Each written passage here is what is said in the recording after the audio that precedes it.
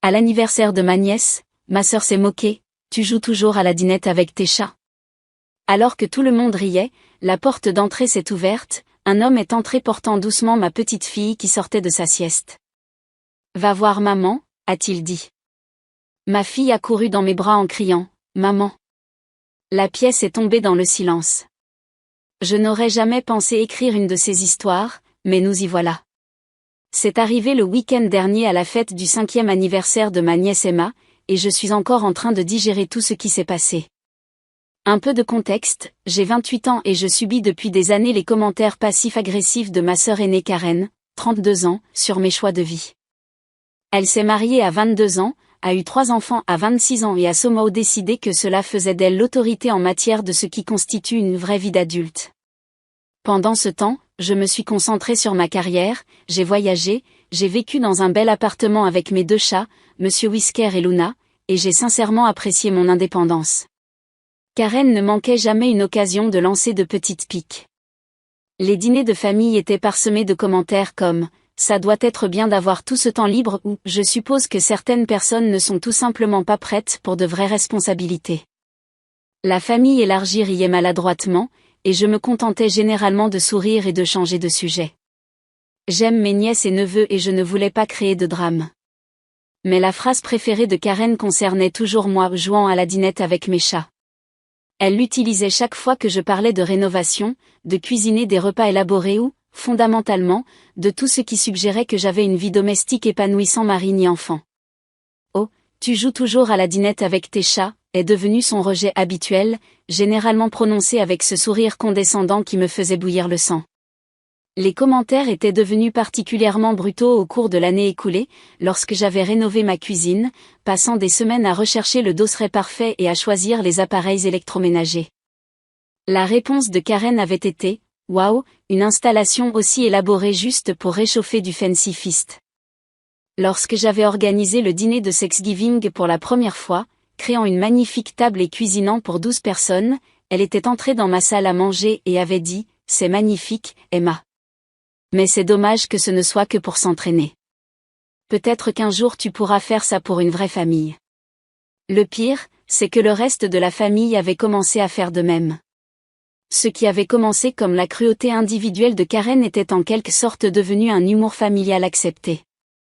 Ma tante me demandait des nouvelles de mes bébés à fourrure avec un air condescendant, mon cousin plaisantait sur mon « palais chic pour chat » chaque fois que je mentionnais une amélioration de la maison. Même ma grand-mère, dont j'avais toujours été proche, avait commencé à faire des commentaires sur le fait que j'étais mariée à ma carrière et à mes chats. Ce n'était pas seulement les réunions de famille non plus. Karen avait commencé à publier sur les réseaux sociaux avec des pics subtils. Elle partageait des articles sur l'épidémie des folles aux chats et me taguait, ou publiait des photos de ses enfants avec des légendes comme « tellement reconnaissante pour ma vraie famille » avec une emphase qui semblait intentionnelle. Ses amis aimaient et commentaient, créant cette chambre d'écho où mon style de vie était une blague récurrente. Voici ce que Karen ne savait pas, il y a environ 2 ans, j'ai rencontré James lors d'une conférence professionnelle. C'était un père célibataire d'une adorable fillette de 3 ans nommée Sophie.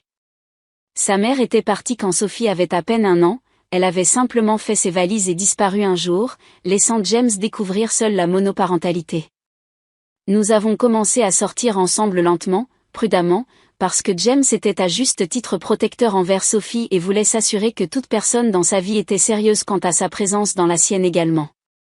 La première fois que James m'a parlé de Sophie, nous prenions un café après une journée de présentation particulièrement intense. Tout son comportement a changé quand il a parlé d'elle. Sa voix s'est adoucie, ses yeux se sont illuminés et il a sorti son téléphone pour me montrer des photos avec la fierté que seul un parent comprend vraiment. C'était cette petite chose avec des cheveux bouclés et sauvages et les plus grands yeux marrons que j'ai jamais vus, souriant et dentée à l'appareil photo tout en étant couverte de ce qui ressemblait à de la sauce spaghetti. « Elle est tout pour moi », avait-il dit simplement. Le départ de sa mère m'a presque détruit, mais Sophie m'a permis de continuer. Je ne peux pas imaginer aimer quelqu'un plus que j'aime cette petite fille. J'aurais dû être intimidée. Sortir avec un parent célibataire est compliqué dans les meilleures circonstances, et James avait clairement indiqué que le bien-être de Sophie passait avant tout, toujours. Mais quelque chose dans la façon dont il parlait d'elle, la profondeur évidente de son amour et de son engagement, m'a rendu plus intéressée, pas moins. Voici un homme qui comprenait ce que signifiait la vraie responsabilité, qui avait prouvé qu'il pouvait mettre les besoins de quelqu'un d'autre avant les siens sans ressentiment. Nos premiers mois de fréquentation ont été prudents et lents. Nous nous voyions pour un café pendant les heures de maternelle de Sophie, avions des dîners en amoureux après qu'elle se soit endormie, parlions au téléphone quand elle était avec sa baby-sitter. James était méthodique pour séparer sa vie amoureuse du monde de sa fille jusqu'à ce qu'il soit sur du potentiel à long terme de quelqu'un. Il avait appris cette leçon à la dure, m'a-t-il dit, après que Sophie se soit attachée à une femme avec qui il était sorti brièvement quand elle avait 2 ans, pour ensuite être confuse et contrariée lorsque cette relation a pris fin. Lorsque James a finalement décidé qu'il était prêt à ce que je rencontre Sophie, il l'a planifié comme une opération militaire. Nous nous sommes rencontrés dans un lieu neutre, un musée pour enfants, un samedi matin. Sophie était timide au début, se cachant derrière les jambes de James et me jetant des regards curieux. Mais elle s'est rapidement réchauffée lorsqu'elle s'est rendue compte que j'étais sincèrement intéressée par les choses qu'elle voulait me montrer, pas seulement en faisant semblant de m'en soucier pour impressionner son père. Nous avons passé 3 heures dans ce musée, et à la fin, Sophie me tenait la main et me demandait si je voulais revoir son exposition préférée. Lorsque James a suggéré que nous déjeunions ensemble, elle a hoché la tête avec enthousiasme et a passé tout le repas à me parler de ses amis de maternelle, de ses livres préférés et de son poisson rouge nommé Bubbles qui était mort la semaine précédente et nageait maintenant au paradis des poissons. « Je l'aime bien, papa », a-t-elle annoncé alors que nous quittions le restaurant, parlant de moi comme si je n'étais pas juste à côté. Elle écoute bien et elle n'a pas essayé de me coiffer. James a ri et l'a prise dans ses bras. Grands éloges de la galerie des cacahuètes, m'a-t-il dit avec un sourire. Ce fut le début de tout. Sophie et moi avons accroché d'une manière qui a surpris tout le monde, surtout moi. Je n'avais jamais passé beaucoup de temps avec de jeunes enfants, mais quelque chose dans sa curiosité sincère et son absence totale de filtre était absolument charmant. Elle posait 1 million de questions sur tout, avait des opinions bien arrêtées sur les aliments qui pouvaient se toucher dans son assiette et possédait une connaissance encyclopédique de chaque chien que nous rencontrions lors de nos promenades. La transition de « Tante Emma » à « Maman Emma » s'est faite progressivement, puis d'un seul coup. Cela a commencé lorsque Sophie a fait un cauchemar une nuit lors d'une soirée pyjama. Elle s'est réveillée en pleurant et James était sous la douche, alors je suis allée la réconforter. Je me suis assise sur son lit et lui ai frotté le dos pendant qu'elle me racontait son rêve effrayant, et quand elle s'est finalement calmée, elle s'est blottie contre moi et a murmuré « Merci, maman Emma ». Mon cœur a failli s'arrêter.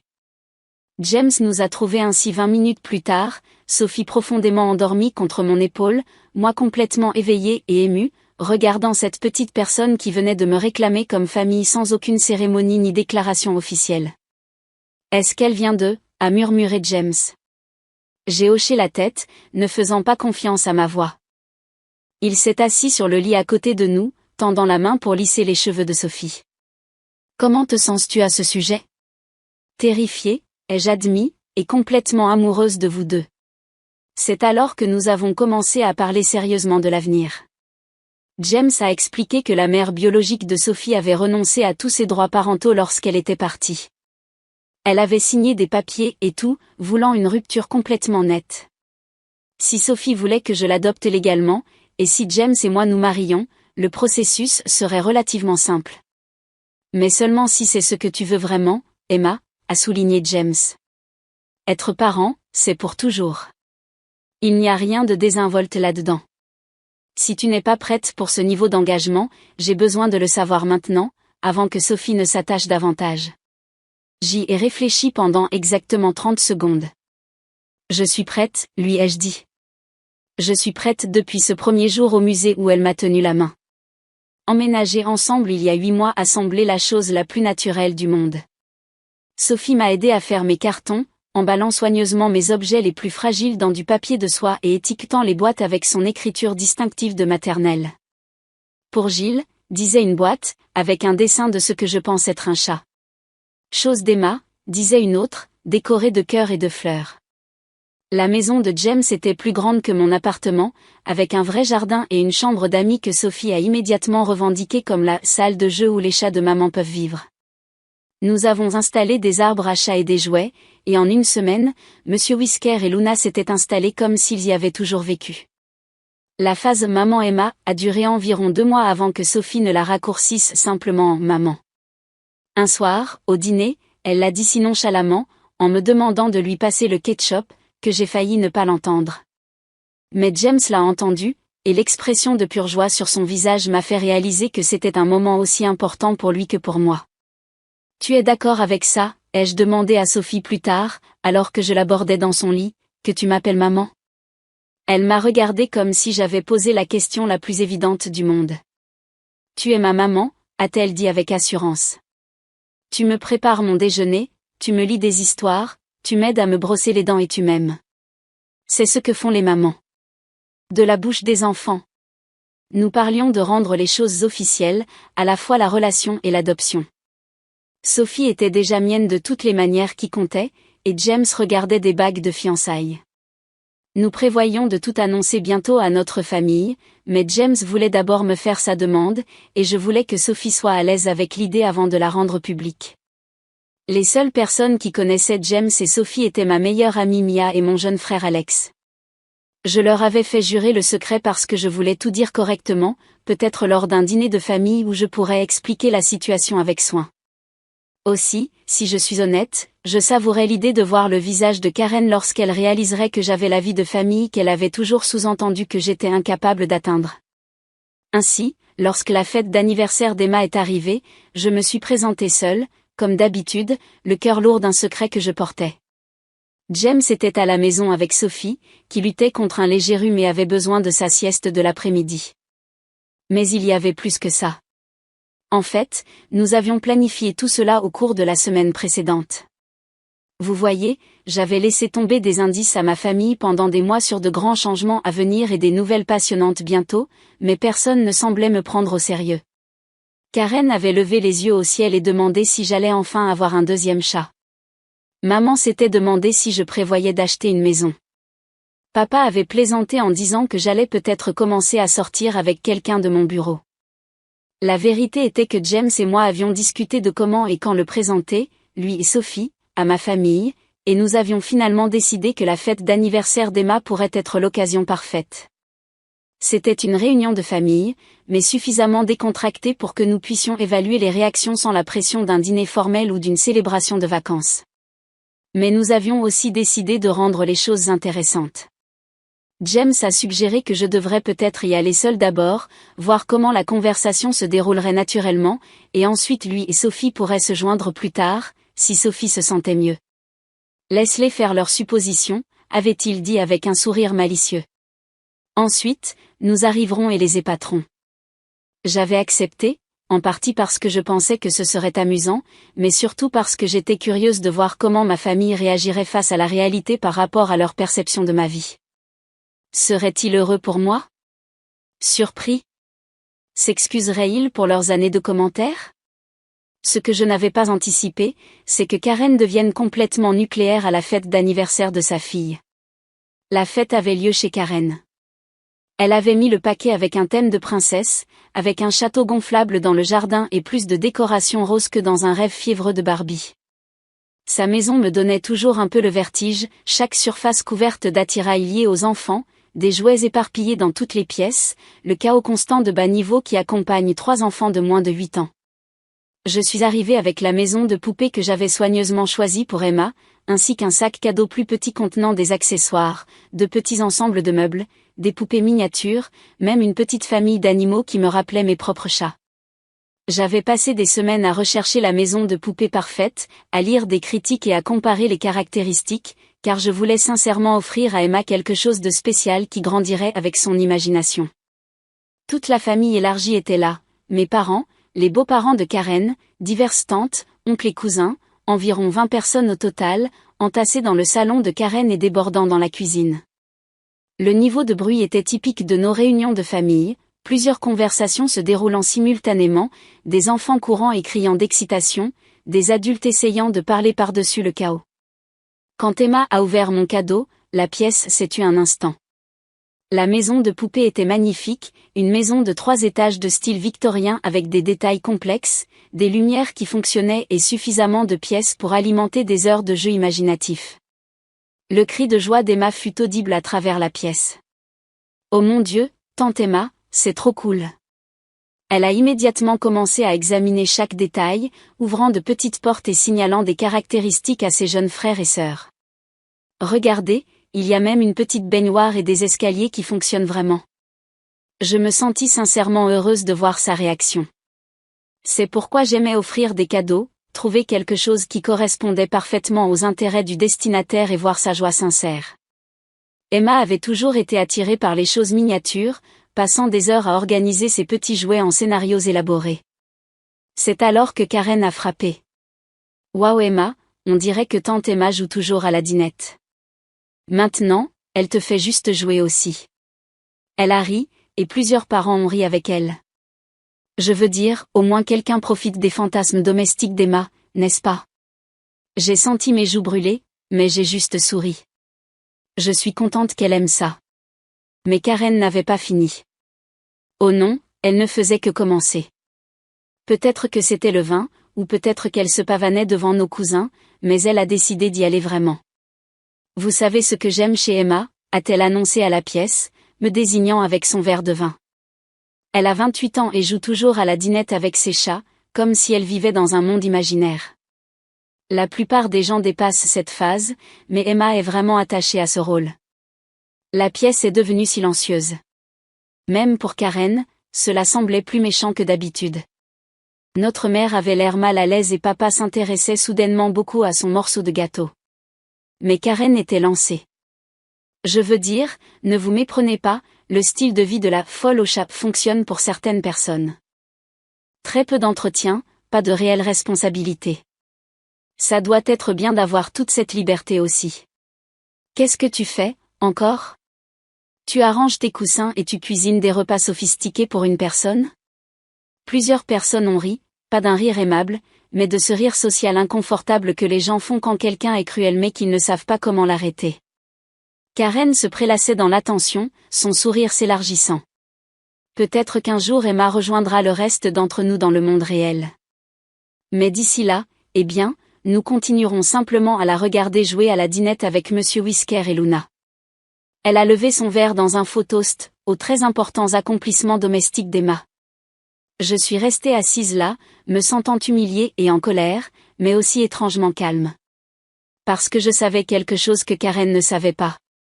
J'ai vérifié mon téléphone, 15h47.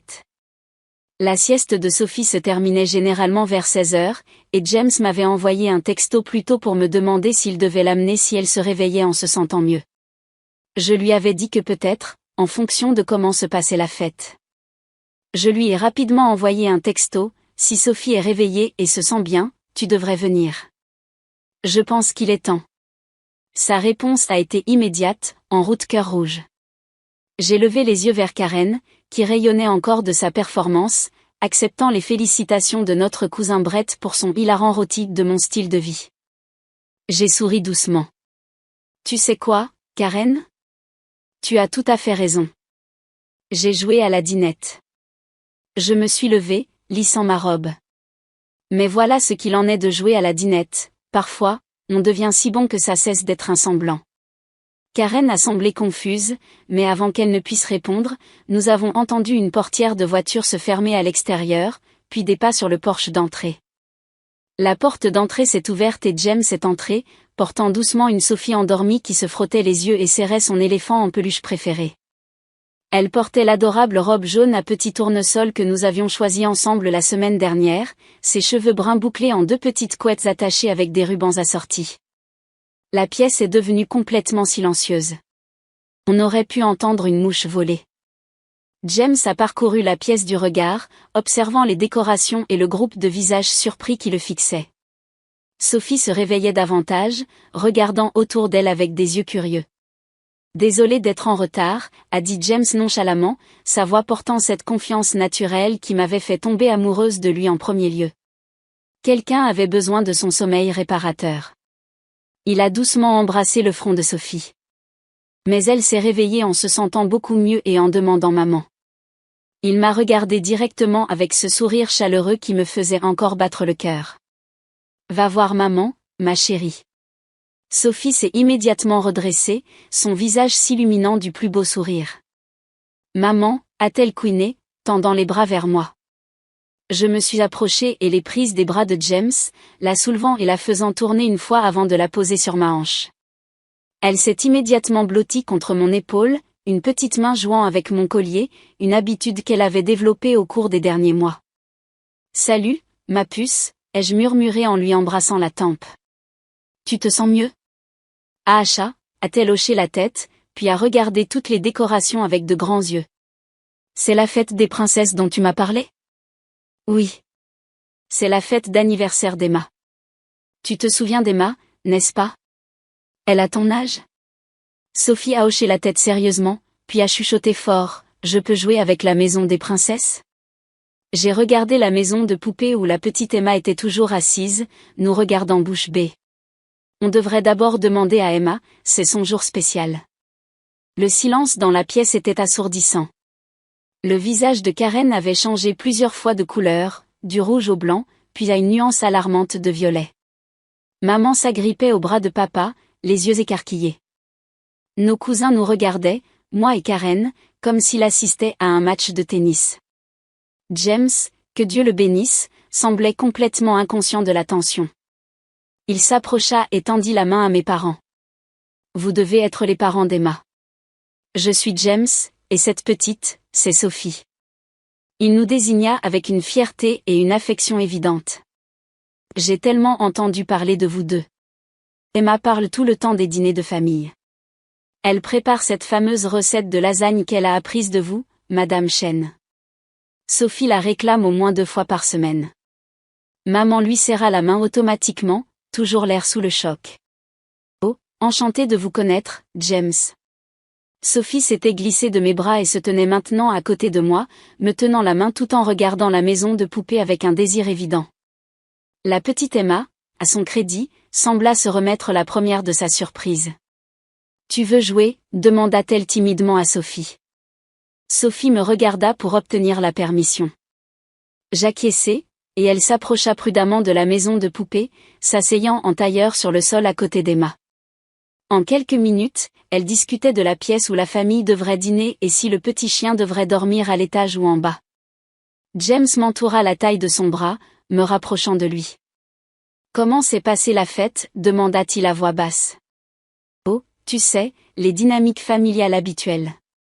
Je me penchai contre lui, appréciant la chaleur solide de sa présence et la façon dont il rendait toujours tout plus gérable.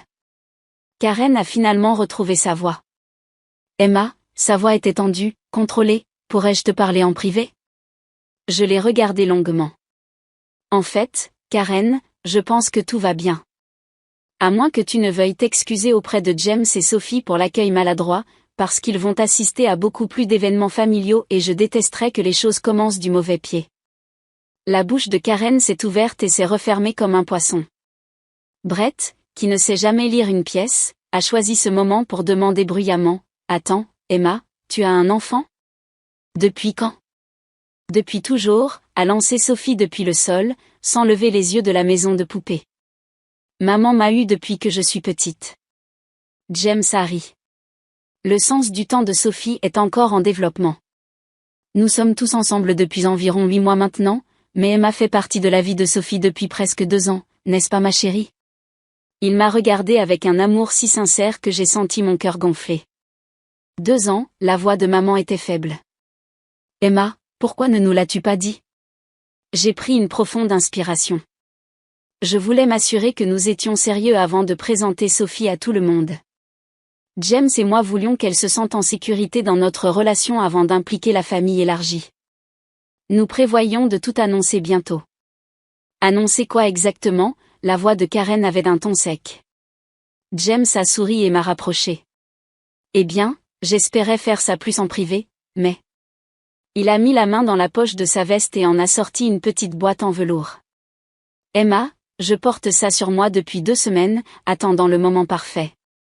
Mais je me rends compte que le moment parfait, c'est juste quand nous sommes tous ensemble. Mon cœur s'est arrêté. Sophie a levé les yeux de son jeu et a haleté. Papa. C'est la bague spéciale? Oui, princesse. Devrais-je poser la question spéciale à maman? Sophie a hoché la tête avec enthousiasme et a couru vers nous. James s'est agenouillé là, dans le salon de Karen, entouré de décorations roses et de l'odeur du gâteau d'anniversaire. Emma, tu as complété notre petite famille d'une manière que je n'aurais jamais cru possible. Sophie t'aime comme si tu avais été sa maman depuis le premier jour, et je t'aime plus que je n'aurais jamais cru pouvoir aimer quelqu'un. Voulez-vous nous épouser? Nous deux. Je pleurais avant qu'il ait fini de parler. Oui, ai-je murmuré, puis plus fort, oui, bien sûr que oui. Il m'a glissé la bague au doigt, une magnifique monture de style vintage avec un diamant central entouré de pierres plus petites qui captaient parfaitement la lumière. Sophie a applaudi et nous a serrés tous les deux dans ses bras, créant un câlin à trois qui ressemblait à un retour à la maison. La pièce a éclaté en félicitations surprises.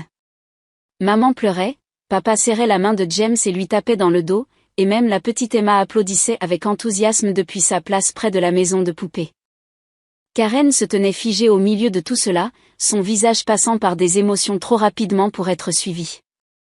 Mais Emma, dit-elle finalement, sa voix petite et confuse, tu n'as jamais dit, je veux dire, tu as toujours semblé si.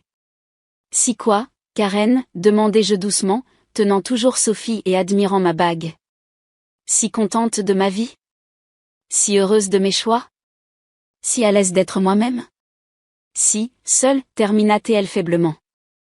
Je n'ai jamais été seule, dis-je en regardant James, Sophie et ma famille. J'étais juste privée. Il y a une différence. James était maintenant en pleine conversation avec papa à propos de son travail d'ingénieur logiciel, et Sophie avait traîné la petite Emma pour rencontrer son grand-père et grand-mère Chen, comme elle avait apparemment décidé d'appeler mes parents. Maman avait l'air ravie, demandant immédiatement à Sophie des nouvelles de sa robe et de son éléphant en peluche. Tu sais ce qui est drôle, Karen, dis-je doucement, m'approchant de ma sœur. Tous ces commentaires sur moi jouant à la dinette, tu avais raison. Je jouais à la dinette. J'apprenais à être une partenaire, à être une mère, à construire quelque chose de réel et de durable. Et il s'avère que je suis plutôt douée pour ça. Les yeux de Karen se remplirent de larmes. Emma, je suis désolée. Je ne savais pas. Je sais que tu ne savais pas. Mais voici ce que j'ai besoin que tu comprennes, même si j'étais restée célibataire pour toujours, même si ça n'avait été que moi et mes chats pour le reste de ma vie, ça aurait été un choix valable aussi. Ma valeur n'est pas déterminée par le fait que j'ai un mari et des enfants. Elle hocha la tête, s'essuyant les yeux. Tu as raison. Je pense que j'ai été jalouse, honnêtement. Tu as toujours semblé si confiante, si sûre de toi. Je me suis mariée si jeune et parfois je me demande ce que ça aurait été d'avoir cette indépendance que tu avais. L'herbe est toujours plus verte? Dis-je doucement. Mais Karen, tu as une belle famille. Tes enfants t'adorent et tu es une excellente mère. Nous avons juste pris des chemins différents. Elle sourit timidement. Puis-je recommencer avec James et Sophie? Je regardais ma nouvelle petite famille. James était maintenant assis par terre avec Sophie et Emma, les aidant à installer un scénario élaboré de maison de poupée impliquant un goûter avec tous les petits meubles. Sophie expliquait très sérieusement que la poupée papa devait s'asseoir sur la chaise bleue parce qu'elle correspondait à ses yeux, comme son papa. J'aimerais ça, dis-je à Karen. Mais plus de commentaires sur mes choix de vie, d'accord? Sophie regarde et apprend, et je veux qu'elle grandisse en sachant qu'il y a beaucoup de façons d'être heureux. Karen hocha la tête. Marché conclu. Et Emma, félicitations, vraiment. James a l'air merveilleux et Sophie est absolument précieuse. Elle est acquiescée je, regardant Sophie placer soigneusement un petit gâteau sur la table à manger de la maison de poupée. Elle a été la meilleure surprise de ma vie.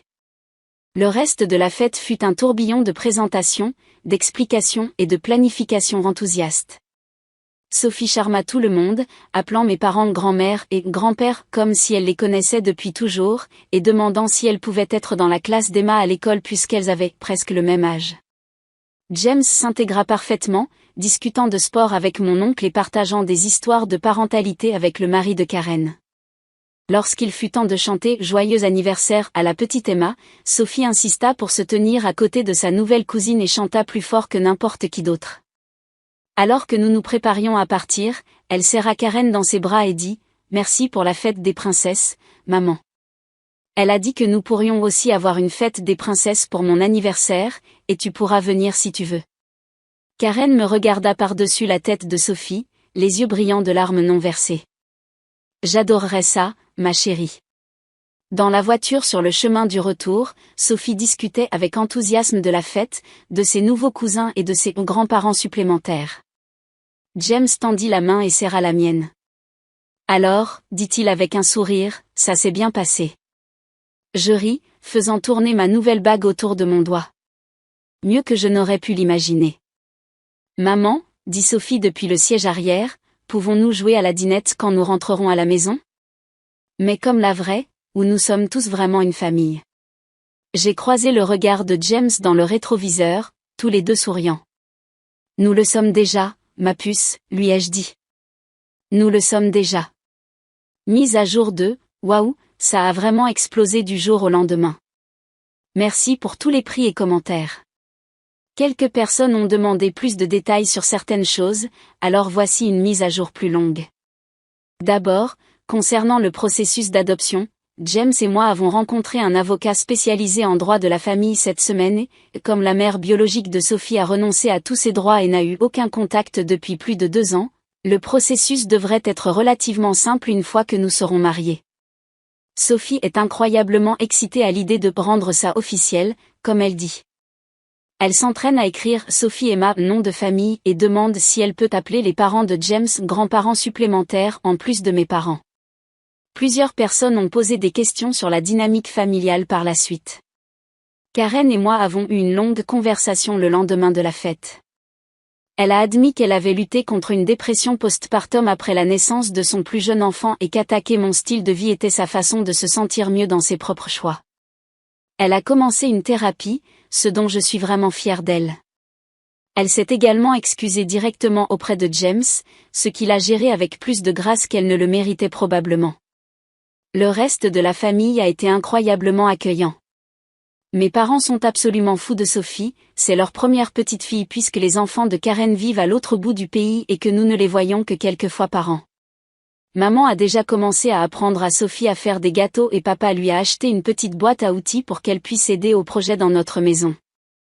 Ma grand-mère, dont je craignais qu'elle ait du mal avec une situation familiale non traditionnelle, a surpris tout le monde en déclarant immédiatement Sophie sa arrière-petite-fille et en demandant quand nous comptions lui donner un arrière-arrière-petit-enfant. Celle-ci a besoin d'un petit frère ou d'une petite sœur, a-t-elle annoncé lors du dîner de famille de dimanche dernier, tandis que Sophie hochait sérieusement la tête en signe d'accord. Concernant l'organisation du mariage, nous avons opté pour une petite cérémonie en avril prochain dans le jardin de mes parents, si le temps le permet. Sophie sera en effet à la fois demoiselle d'honneur et porteuse d'alliances, portant les alliances dans un petit panier qu'elle a déjà choisi. Elle nous a également informé que Monsieur Whisker et Luna doivent être sur les photos de mariage parce qu'ils font aussi partie de la famille. L'évolution la plus touchante a été d'observer la relation de Sophie avec la petite Emma. Elles sont devenues de véritables amies, pas seulement des cousines réunies par les circonstances. Emma a commencé à demander à sa mère si Sophie peut venir à d'autres événements familiaux et le week-end dernier, Sophie a dessiné à Emma une image de la maison de poupée avec leurs 2 noms dessus, l'étiquetant « Notre maison pour jouer ». James a été incroyable pendant tout ce temps. Il ne cesse de dire qu'il n'arrive pas à croire la chance que nous avons eue que tout se soit si parfaitement déroulé, mais honnêtement, je pense que nous avons créé notre propre chance en étant patients et prudents et en mettant les besoins de Sophie en premier tout au long de notre relation. Quelques personnes ont mentionné dans les commentaires qu'elles se trouvent dans des situations similaires, sortant avec des parents célibataires ou étant elles-mêmes des parents célibataires, et voulaient des conseils.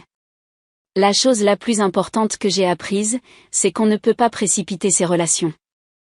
L'acceptation de Sophie à mon égard ne s'est pas faite du jour au lendemain, et il y a certainement eu des moments au cours de ces premiers mois où je me suis demandé si j'étais faite pour la vie de belle-mère.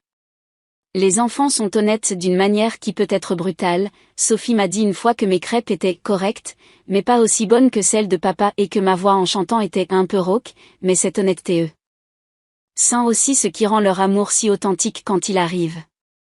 De plus, à tous ceux qui ont affaire à des membres de leur famille qui critiquent constamment leur choix de vie, vous ne devez d'explication à personne pour votre bonheur. J'ai passé des années à laisser les commentaires de Karen miner ma confiance, à remettre en question mes choix et à me demander si elle avait peut-être raison de dire que ma vie était en quelque sorte inférieure ou incomplète. La vérité est que ma vie était complète avant James et Sophie, ils l'ont simplement rendue différente, à bien des égards, meilleure. Mais différent ne signifie pas meilleur, et meilleur n'invalide pas ce qui existait auparavant. Quelqu'un a demandé si je regrettais de ne pas avoir parlé plus tôt à ma famille de James et Sophie. Honnêtement, non. Ces 8 mois d'intimité ont été précieux. Nous avons pu être une famille sans opinion ni pression extérieure, sans parents bien intentionnés mais envahissants essayant d'accélérer notre calendrier ou d'offrir des conseils non sollicités. Sophie a pu créer des liens avec moi sans se sentir comme si elle jouait un rôle pour un public, et James et moi avons pu comprendre notre relation sans commentaires familiaux. Le secret a également rendu la révélation beaucoup plus satisfaisante, je l'admets. Voir le visage de Karen passer par tout ce spectre d'émotions a été l'un des moments les plus délicieusement vengeurs de ma vie. Elle a passé des années à me faire sentir petite et inadéquate, et en un instant, tout cela s'est effondré, non pas parce que j'essayais de la blesser, mais parce que la vérité était si différente de ses suppositions. Mise à jour finale, 6 mois se sont écoulés depuis l'incident de la fête d'anniversaire et je voulais donner une dernière mise à jour puisque tant de personnes ont suivi notre histoire. James et moi nous sommes mariés il y a 3 semaines dans le jardin de mes parents, exactement comme nous l'avions prévu. Le temps était parfait, Sophie était la plus adorable des demoiselles d'honneur porteuses d'alliances de l'histoire, et oui, nous avons pris des photos professionnelles avec les chats, Monsieur Whisker a toléré le nœud papillon pendant exactement 5 minutes, ce qui a suffi pour quelques clichés avant qu'il ne s'éclipse pour bouder sous le porche. Les papiers d'adoption sont presque terminés, Sophie sera officiellement Sophie Emma, notre nom de famille d'ici Noël, ce qu'elle a décidé être le meilleur cadeau de Noël de tous les temps. Elle a déjà commencé un calendrier de compte à rebours. Karen et moi avons reconstruit notre relation en quelque chose de beaucoup plus sain. Elle est en thérapie depuis 4 mois maintenant et va beaucoup mieux. Elle a aidé à planifier le mariage et son discours à la réception était sincèrement émouvant. Elle s'est excusée publiquement pour ses années de commentaires et a parlé de la façon dont voir James, Sophie et moi ensemble lui a appris que les familles se présentent sous toutes sortes de formes différentes et que l'amour est ce qui les rend réelles. L'évolution la plus inattendue est que le parcours thérapeutique de Karen a incité notre mère à commencer également une thérapie. Apparemment, voir Karen travailler sur ses problèmes a fait réaliser à maman qu'elle avait certains de ses propres schémas à examiner. Cela a été bon pour toute notre dynamique familiale. Sophie s'épanouit à la maternelle et s'est liée d'amitié avec plusieurs camarades de classe qui ont aussi des « parents bonus », comme son enseignante appelle les beaux-parents. Elle a lancé un petit club appelé « Famille recomposée » où les enfants parlent de leurs différentes structures familiales. Selon son enseignante, l'attitude naturelle de Sophie à l'idée d'avoir une maman qui m'a choisi et un papa qui m'a eu en premier a aidé d'autres enfants à se sentir plus confiants dans leur propre situation familiale. James et moi parlons d'avoir un bébé ensemble dans 1 an ou 2. Sophie fait activement campagne pour une petite sœur, demandant spécifiquement une avec des cheveux bouclés comme les miens mais peut-être avec les yeux de maman. Elle prévoit déjà d'apprendre au bébé des choses sur les chats et comment leur brosser correctement le pelage. Monsieur Whisker et Luna se sont pleinement adaptés à leur rôle de grand frère et sœur d'un humain. Luna dort toujours dans la chambre de Sophie toutes les nuits, et Monsieur Whisker s'est autoproclamé le superviseur officiel de l'heure des devoirs, s'asseyant sur le bureau de Sophie et faisant occasionnellement tomber des crayons par terre lorsqu'il pense qu'elle a besoin d'une pause. À tous ceux qui ont partagé leurs propres histoires dans les commentaires ou envoyé des messages, merci. C'est incroyable d'entendre tant de gens qui ont trouvé l'amour et la famille de manière inattendue, ou qui ont lutté avec des membres de leur famille critiques, ou qui sont des parents célibataires en quête d'espoir que quelqu'un les aime, eux et leurs enfants. La famille ne se résume pas à la biologie ou aux échéanciers traditionnels. Il s'agit d'être là les uns pour les autres, jour après jour, dans toutes les petites choses qui comptent. Et à tous ceux qui ont actuellement affaire à des membres de leur famille qui les font se sentir inférieurs pour leur choix, vous êtes suffisants, exactement tel que vous êtes. Votre vie n'a pas besoin de ressembler à celle de quelqu'un d'autre pour être précieuse et complète. Parfois, la vengeance la plus satisfaisante consiste simplement à vivre authentiquement et à trouver la joie sur votre propre chemin, indépendamment de ce que pensent les autres. Les chats et moi étions heureux avant que James et Sophie ne rejoignent notre famille. Nous sommes heureux maintenant aussi, juste d'une manière différente, plus bruyante et chaotique. Les deux versions de ma vie étaient bonnes, elles étaient simplement des chapitres différents de la même histoire. Merci d'avoir suivi ce voyage. Maintenant, si vous voulez bien m'excuser, j'ai une fillette de 6 ans qui a besoin d'aide pour construire un fort de couverture pour ses animaux en peluche, et apparemment, Monsieur Whisker a des opinions très arrêtées sur l'intégrité structurelle de nos murs d'oreiller. TL, DR. Ma sœur a passé des années à se moquer de ma vie de célibataire et à dire que je jouais à la dinette avec mes chats. À la fête d'anniversaire de ma nièce, elle a fait ses commentaires les plus cruels à ce jour devant toute la famille. Juste à ce moment-là, mon petit ami secret est arrivé avec ma fille secrète presque adoptive, m'appelant maman. Il m'a demandé en mariage devant tout le monde. Les moqueries de ma sœur se sont transformées en un silence choqué, et j'ai eu la famille que j'avais discrètement construite pendant qu'elle pensait que j'étais juste une triste folle au chat. 6 mois plus tard, nous sommes mariés, l'adoption est presque finalisée, et ma sœur et moi avons une relation beaucoup plus saine, basée sur le respect mutuel au lieu qu'elle projette ses insécurités sur mes choix de vie.